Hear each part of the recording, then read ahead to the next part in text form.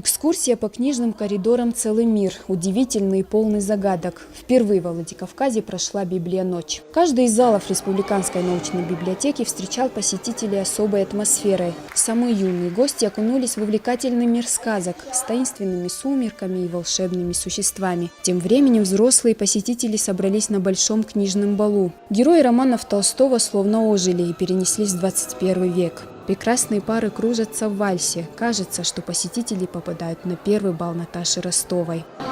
Сегодня впервые в стенах нашей библиотеки прошел литературный бал. Каждый из нас смог окунуться в эпоху того времени. Публике очень понравился наш бал. Все были вроде бы довольны, всем было интересно, по крайней мере, дети веселились, все танцевали, улыбались.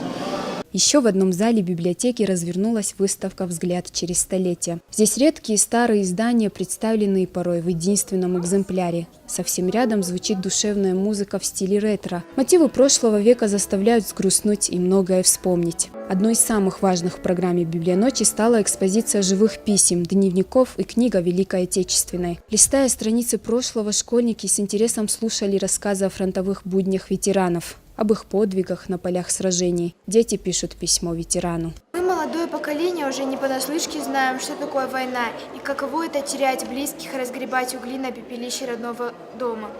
Вы отдали лучшие годы здоровья, чтобы мы могли жить под мирным небом. «Библия-ночь» удалась на славу. Прогулка по коридорам волшебного мира книги заставила поверить в чудо. Библиотекарям удалось доказать – книга нужна во все времена. Причем книголюбов ожидала не только духовная пища. Все собравшиеся смогли полакомиться книга-блинами. Тинатин Музашвили, Залина Губурова, Михаил Безуглов, Осетия ТВ.